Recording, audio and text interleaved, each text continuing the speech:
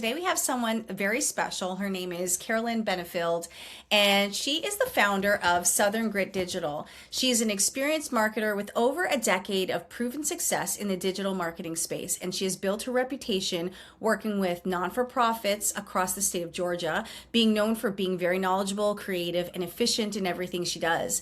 Before founding Southern Grit Digital, Caroline spent nearly a decade leading omni-channel marketing and direct giving programs in the Georgia non-for-profit sector. At Emory University, she oversaw all the direct response campaigns, reaching more than 47,000 donors annually, managing everything from strategy to creative data segmentation, A/B testing, and a 600,000 direct marketing budget. That's no small thing. Today, she works with small businesses, creatives, and entrepreneurs across all industries, consulting, coaching, wellness, retail, travel, and more. Her specialty is email marketing, but she brings a full service perspective to everything she does, from content strategy to paid media and direct mail, SEO copywriting, and special event marketing. And what I love the most about you, Carolyn, is your approach. And it's just exactly this. She's not just going to hand you a template and disappear, but she's actually going to make sure it actually works your business and works for you. So, guys, welcome, Carolyn, and thank you so much for being here. Thank you so much for having me. I'm really excited for this conversation. Amazing. Thank you. So, why don't you tell everyone a little bit of like who you are and how you kind of got to where you were? Sure. So, as my bio says, I spent most of my career in the nonprofit fundraising, direct response marketing space.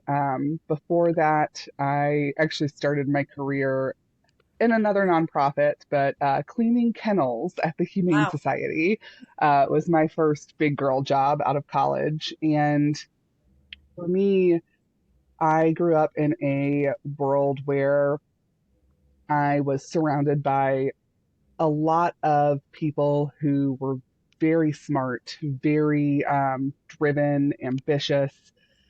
And in my final few years at Emory, I really felt like, oh, I finally made it. I finally caught up to Mm-hmm. these people. Out of college, they're all like, I'm an analyst at such and such. I'm going to med school. And I was like, I cleaned poop off of a wall today. Mm-hmm. Um, I finally felt like I had made it. And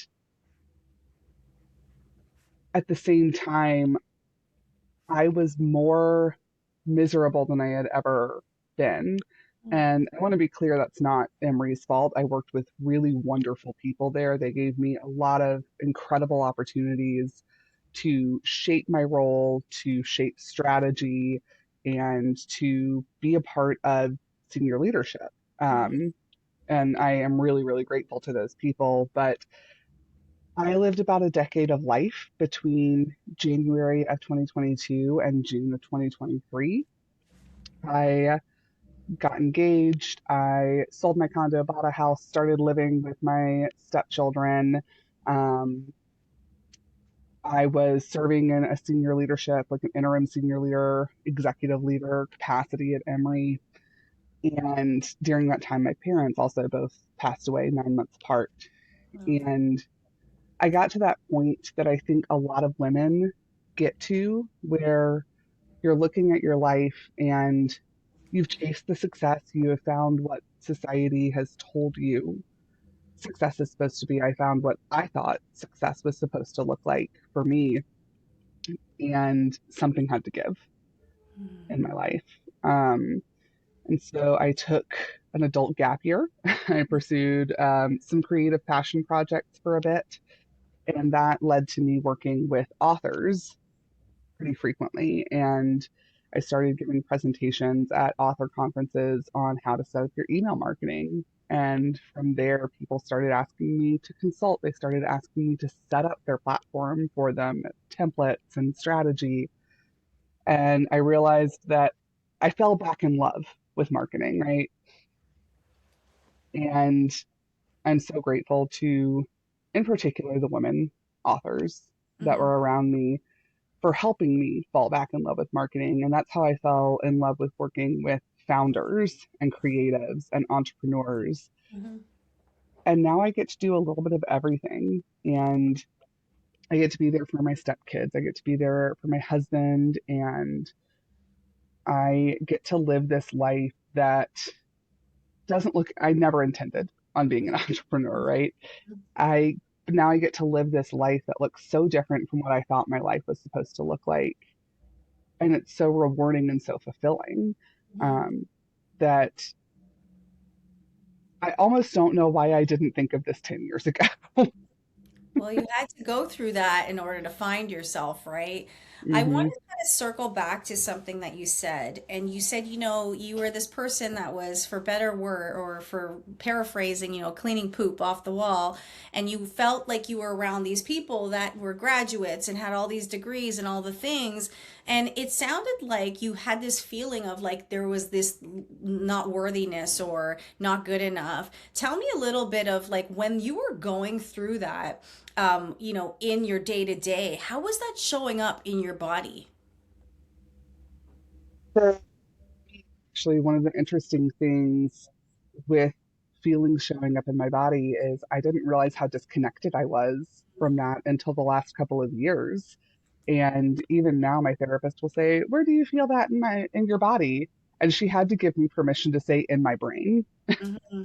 Yeah. because I didn't understand what that felt like. And looking back, it showed up as, shutting down with my body posture, making myself smaller, Yeah. um, walking around the world with slouched shoulders and hunched in. And it showed up in this way of thinking smaller for myself too, not just physically trying to make myself smaller, but even my thinking for me became smaller. And, looking back now, I can say, oh, I have anxiety, and Mhm. comparison is a big trigger for Yeah. that. And so, when I was around people that I had gone to high school with who were pursuing all of these wonderful, incredible things, you feel those shame responses start of, your chest heating, and my words wouldn't come as much as I wanted them to. And I was the racing thoughts of trying to figure out, well, how am I going to make this sound like I'm still a success, or I'm still on my way, or what's the next step? And I spent a lot of time living in what's the next thing. Um, and I didn't really know what mindfulness was until the late 2010s. I'm going to say 2018 is when I Mhm. actually discovered Yeah. what mindfulness was. And that was the first time, I think maybe ever, that my brain felt quiet, and all of the voices in the hamster wheel that's constantly going stopped for a little bit. Wow. It's so great that you were just able to walk us through that because I think a lot of people don't know exactly what that feels like. And I think everyone knows about anxiety, but like it's so broad. Like I really feel like maybe my experience with anxiety was heart palpitations. I felt like I couldn't breathe. I felt like I couldn't do anything. I felt like, I was worried. Everything was like a cascade of thoughts, right? If this would happen, then maybe this would happen, and this would happen. And I could just get into this hole where I would feel like I was drowning. And I love that you really articulated how you felt it in the body, the heat on the chest, the feeling of all of those ways that you just articulated it. And I really feel like a lot of people need to hear that because they don't really understand the body is speaking to us. And so, you kind of broke it down in such a beautiful way where you were like, listen, I realized like physically I was shrinking myself. I was literally like bad posture, I was thinking smaller. And I love that, it's such a beautiful metaphor, although it's so hard to go through, but you really just walked us through what that looks like. It's been a real journey to find those words. I remember my best friend is someone who feels things in her body. She was a musical theater major. She learned her entire life how to feel things in her body. And the way that we experience anxiety or sadness is so different. And I remember talking to her when I started going to therapy and being like, what on earth does she mean by where do I feel this in my Yeah. body? And my best friend was like, well, sometimes I am the kind of sad where it's like a stomach ache kind of sad. Mhm. And I was like, what are you talking about? But for me, hearing someone talk about what the experience was for them and where they felt things was so instrumental in me learning where I felt things, even though we feel things completely differently. Yeah, it's so cool because I really feel like everyone's language or translation for what their body has to say is truly different. And the key is really tapping into your own self and dropping into your heart and actually asking your body the questions. And one of the things like that for me, I notice is like when I feel anxious, or I feel worried about something, I literally feel like I feel like almost like water is coming up, and I can't breathe. And then I feel like I'm grasping. And, it's really interesting for me is I've really had to pay attention to when my body is giving me signs to really listen to it and ask it what it needs. And I think that that's something that so many of us don't have the awareness of because we've never been taught to really go into our bodies. We've been taught to like experience the world externally and do all the people pleasing things and do all the things that get us seen and shown with that external validation. And so that's really important to understand, like we do have this intelligence. You briefly spoke about you touched on it very briefly, but you talked about losing your parents both within 9 months. And the grieving process is so difficult. Did that show up the same way in your body, or did it show you like a different version of that, like processing those emotions? It was a very different process for me. My dad passed away first. He had been on a decline for about a decade. I was a late in life only child, so I always knew that I would probably lose my parents before I was 45. Wow. But I lost them both by 35, and my dad was on a long decline. So it's interesting. I actually had very different grieving processes with both parents. With my dad, I was able to do a lot of the pre-grieving. I had the chance to say goodbye to him the day before he died. Um, he was with his girlfriend for 16 years. They owned a home together, so he had someone else there. I didn't feel as much of the burden, and I'm very grateful to her for Yeah. that. Um, so that one, and I was able to cry immediately.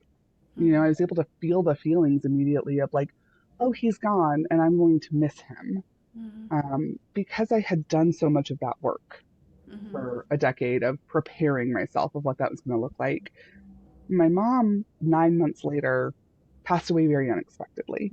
Um, I ended up not being able to get in touch with her for a weekend and called a welfare check on her, and that's when they found her. And based on her grandmother, we and her mother, we really thought she was going to make it to her late 80s, maybe even 90. And she was 74, Okay. almost 75 when she passed away. Um, and that was such a different experience because I had to do all the grieving I'd done ahead of time with my dad, where I was able to immediately feel the emotions and access it. It took me more than 6 months to really access the emotions with my mom. The first time, besides getting the call from the police that they had found her, Mm-hmm. was 6 months later on Christmas Eve when I realized I'm supposed to be at her house right now and I'm not. Hmm. Was the first time I think the floodgates opened. And the experience was very different because, again, I'm an only child, but with my dad, has had his girlfriend who was helping manage things at their home. They lived about an hour and a half outside of Atlanta, which is where I'm based. My mom also lived about an hour and a half, the opposite direction, outside of Atlanta. But with my dad, she was there able to pick him up from the crematorium and able to work through organizing his stuff and finding places that would take the things that she and I were like, what are we going to do with this? Yeah. With my mom, I had 5 days to pack up her entire life Oh, and not pay her rent. Um, and some very wonderful vendors came together, the movers my mom had used for the past 2 decades. rearranged things to be there to pack up her Wow. entire life. Um, but there was so much on the logistical side that I completely shut down the emotional side Of because I course. just had to deal with, okay, where is her most recent will? Because the one I can find was signed when I was 19 years old. She's told me she's updated it since then, Okay, now I have her car. Where's the title to that? What do I do with this storage unit of stuff that is just sitting there? Um, we took in her dog, who we thought we were doing hospice. We thought the dog had about 3 to 6 months left, and she lived for 2.5 years. She only passed away at the beginning of this year at like almost Wow. 17 years old. Wow. Um, it's just having those completely different experiences. You talk about how things show up in the body, and it was such a fascinating experience to look back on. You know, it's been almost 3 years since my mom died. Being able to look back on it now and to recognize that the same experience of losing a parent was completely different because of the context around it Yeah, for and how sure. that showed up in the body has been, I'm not going to say cool because losing your parents is not cool. It's awful. Um, but it's been such a learning experience for me about myself and how things show up for me and how the same experiences can have a different effect on my body and on my mental health each time. Hmm. What is so, first of all, thank you so much for sharing that because that's a lot for someone to endure. And I mean, it just goes to show your level of, the ability to work through things and the body intelligence that you now have, which is amazing. But one of the things I was thinking as you were telling me about your dad and your mom is that one you kind of had time to process and prepare for, and the other one you didn't. And so you were hit by impact. And what's really interesting about impact is that it makes us change really fast. Like we don't have a chance to think about what's the best way to do it. We have to pivot really quickly. And so as you're kind of talking about the experience, the only thing I could think of was like, wow, your body just went full on into fight or flight with your mom because there were things you had to do and get things done. And that feminine side of you or that side of you that needed that nurturing was put on the shelf, right? Because we had to do. And so what's really interesting for me is like once all of those things kind of calmed down a little bit, like the checklist that you had to do, what's interesting is like that's probably when those floodgates opened, right? Because we weren't Yeah. so busy doing and you were forced to start being now. hmm and something my therapist and I talk about a lot is I spent, and going back to actually talking about growing up around extreme other children who were extremely talented and ambitious and motivated. I think I spent my entire life focusing on the checklist. I lived a checklist kind of life. Wow. And one of the gifts that I've gotten from entrepreneurship and owning my own business, and in particular, my focus is on working with other women and being able to work with other women who are growing their businesses and following their passions, has taught me a lot more about how to just be. Mm-hmm. Um, I live much less of a checklist kind of life now. And when my mom died, I was in the process of considering if I was going to leave Emory. I was very burned out career wise. Yeah. I was taking a bit of extended leave. My plan was to be out for 4 to 6 weeks. 2 weeks in, my mom died, and thankfully, my best friend, the one who understands her body really well, worked on an adjacent team to me. So I was able to say, "Can you talk to my boss and tell him I won't be back for Yeah. 12 weeks?" Um, but that it served me well to be able to go into that checklist place, right? And then I didn't know how to get out of it. And Mm-hmm. it took working with other women who were following their passions and building lives where they could just be. Mm-hmm. It took me being able to see that Mm-hmm. and to learn from their examples to be able to do it for myself and to realize that success isn't a checklist and success can look very different for me than the roadmap that I thought I had to follow when I was 18. Yeah. Which is so interesting. I love that you said success is not a checklist, and that's what so many of us think is we think, if we do all the things, that's what's going to make us successful. And a lot of times it's not just about the doing, it is about the being and figuring out like how to pay attention to yourself, how to really, listen to your intuition, maybe how to support the right person, maybe how to fire a client that's not in alignment with you, maybe of learning how to see yourself as worthy and recognize that working for that client is not helping me feel worthy, right? It's maybe making me feel less than. So I love that you're able to kind of see that. And what's really interesting is like, as you're telling the story, you can see how, wow, you've really turned like being an only child and looking at maybe the external validation to prove yourself and how that's really shifted as this whole evolution of you has happened, right? Because now it's like you might be in the background, but you know that you like, and I say background, like running the systems and all the things, which is a vital part of running any business. My coach says that's the unsexy part of the business. So thank God for people like you, but it's really the we need those people. Right. We need people like you to do those things. And I think that, it's a reflection of who you truly are. How do you manage any of these feelings surfacing up now? I know you talked about having a therapist, but how do you kind of integrate what you've learned into how you work now? So when those feelings, come up, because now you have the awareness, right? Life is never going to say, okay, you're never going to get stressed again, right?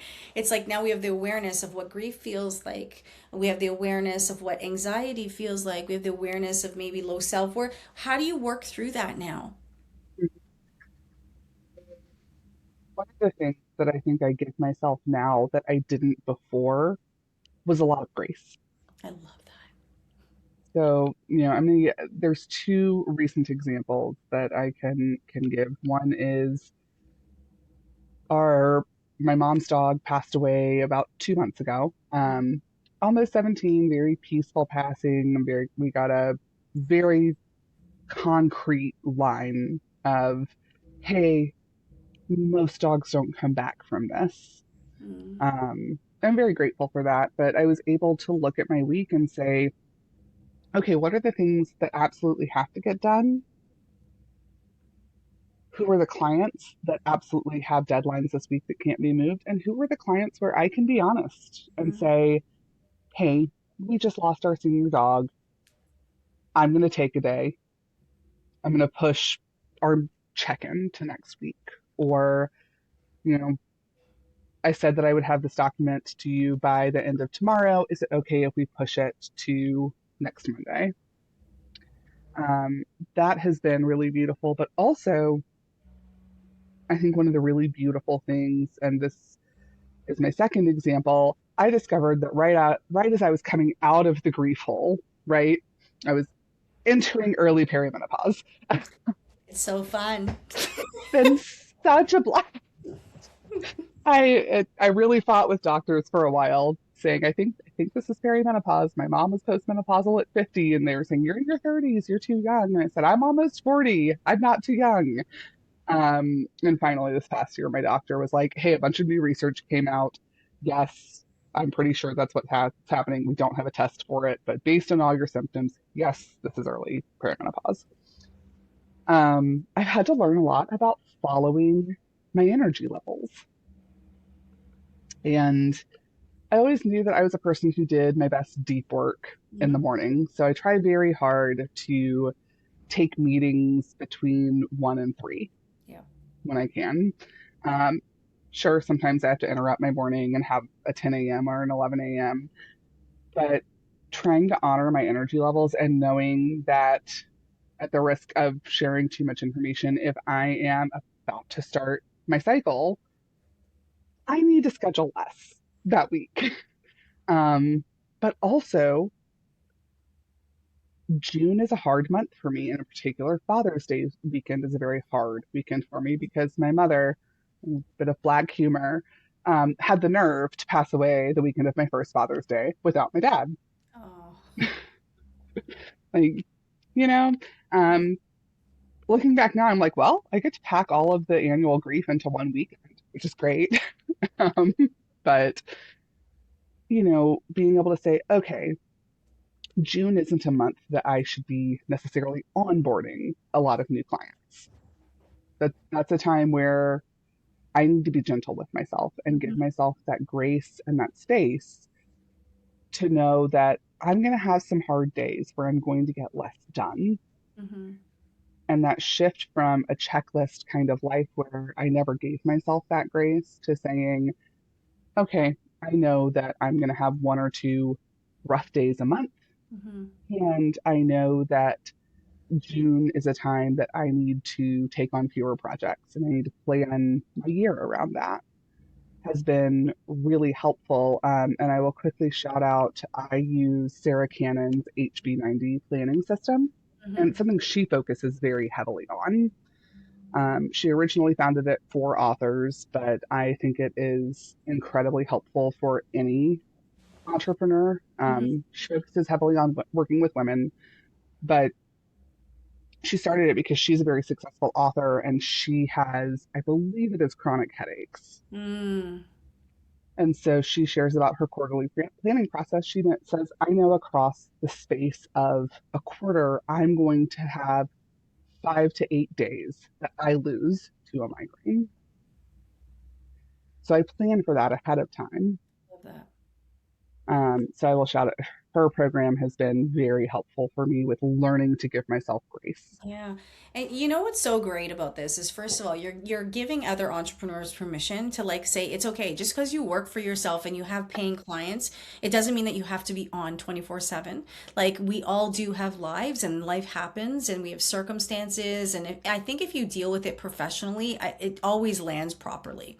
So that's one thing. The second thing I want to say is like I actually with my clients and some of them that go through the regulated CEO program, that's exactly what I teach them is all about the energy audits and looking at where your body is and where, how you plan your day around it. And I think that that's brilliant because I think a lot of times we just think like we have a 9 to 5 day and this is what we're expected to do. But the beauty of entrepreneurship and being a founder is that you can create your own rules.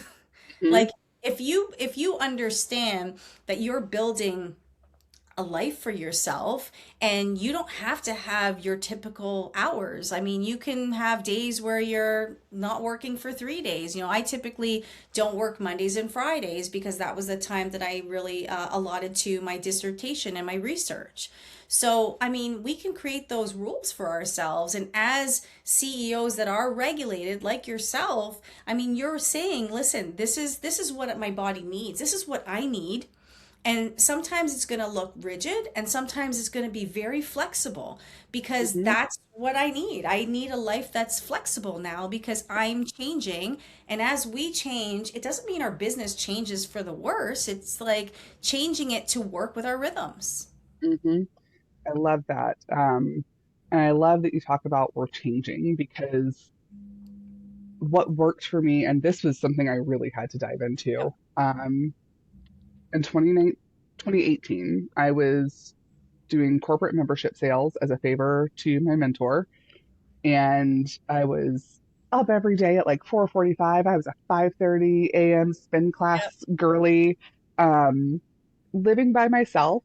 I didn't meet my husband for 6 months from the time period I'm talking about, and I kept trying to say, "Oh, well, this is the last time I felt really on top of everything in my life." And I had to come to the realization that I'm not 30 anymore. I am almost 40, and my body looks different, my energy levels look different, how I sleep and what I need to do to get good quality sleep look different. What I need to eat looks different. I'm having to say farewell to a lot of fried foods because my Mhm. body doesn't like those anymore.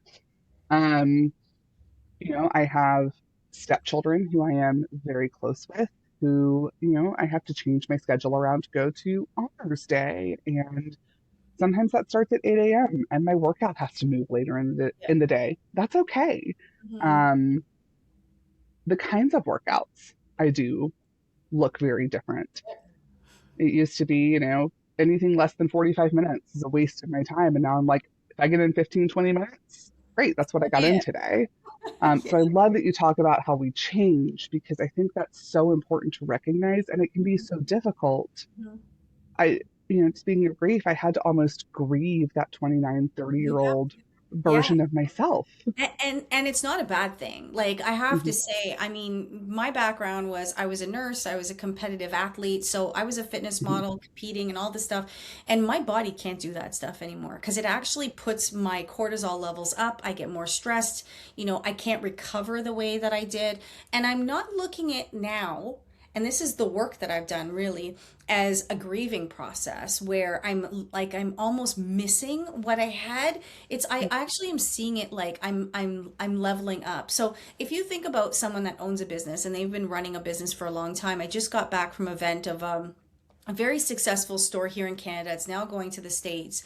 And it was the founder that was talking about it. And he was saying how his role has changed and he's overseeing different things. At the beginning, he was like in there doing the stock and wiping the windows. And now he's like, it's a massive business. And he was like, my role has changed because I've changed. And as we, move up in our lives, we don't want the same roles. We want to enjoy life a little bit in a different capacity. And so I think us having this conversation and giving people the invitation to be curious about how they're building their business and looking at what their body's doing or how their body's talking to them, or maybe the life circumstances that are showing up. Like if you have young children, you might not be able to be present the exact same way. You have to be more flexible. You have older children, you have more responsibilities, just different. You have Hmm. parents that are aging. Your attention sometimes has to go there. Then we have the grieving process. Then we go through our own changes. So Hmm. the beauty of entrepreneurship really is that we get to, like, Hmm. we get to decide. And it's just having that awareness, having the conversations like this, I think is really helping women know what's possible for them. Hmm. And I would even, to yes and that, thinking about the changes and the permissions that we need to give ourselves in the different phases of life. Hmm. There's, I've had to let go of a lot of markers that I defined as success and also had to realize that some of those don't fit into what I want for my life. Recently, my husband and I, every year, we find a time, it's either spring break or fall break, depending on who has custody which Yep. year with their bio mom. Um, we go on a national park trip. And this year we decided to kind of do it up. I'd signed a couple of clients, he'd gotten a good bonus.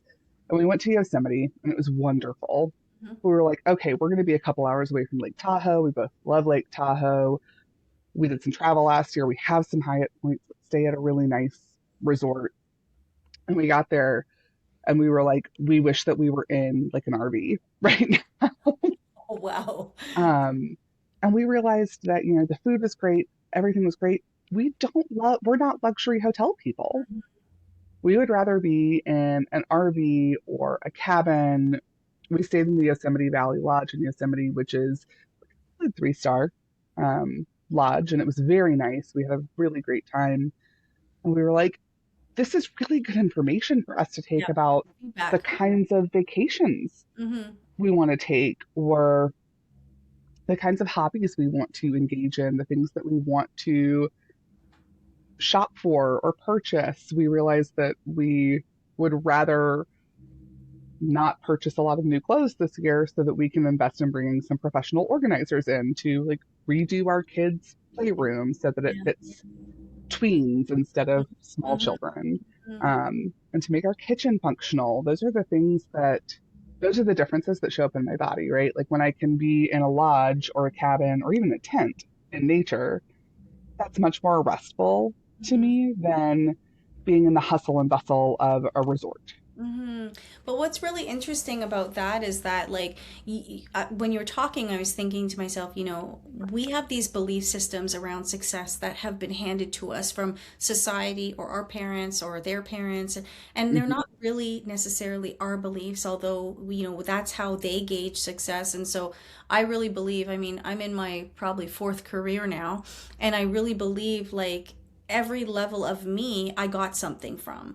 But I also was able to turn around and ask myself, wow, yeah, you know what? I went to school to be a nurse, and I did that, and I didn't really enjoy it because it wasn't really what I signed up for, and then I became a personal trainer, and I did that, and I didn't really enjoy it. And I realized that it was all leading me to here. But through the process, you're able to scan and surveillance things and ask yourself, is this what I want? Is this in alignment with the future me?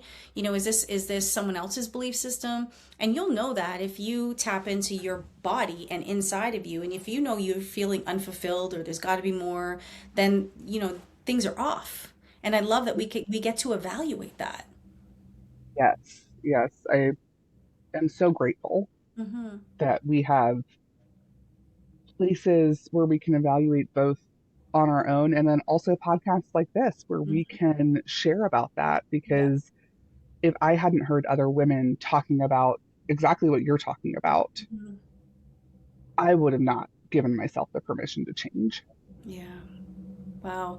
Well, I mean, this has been such a beautiful, insightful conversation. And what I love about these podcasts is, like, Carolyn and I did not really discuss what we were going to discuss, and it's very organically, all the podcasts actually just come out as a conversation. And so I just want to say, like, I'm so grateful for you being so open and transparent with us and sharing your journey, because it could also help us be really retrospective on, what we might have missed in terms of, like, what we're not allowing our bodies to process and how it's showing up in other ways. Tell people how they can get a hold of you if they need any support in their business. Yeah, the easiest way to get in touch with me is to go to my website, www.southerngritdigital.com. You can book time with me, you can see my offerings, you can look at my portfolio there. And if you have direct questions, you can email me at caroline@southerngritdigital.com. Oh, thank you so much for all your just offerings for us. And I always say it's like your tidbits of knowledge, because that really is information for us to use as evidence of what is possible for us. So I just wanted to thank you for being on the podcast, and I'm so grateful. And yeah, I hope we'll chat soon and connect soon. Yes, thank you so much for having me. This has been such a fun conversation, and I really appreciate you and the space. Oh, you're welcome.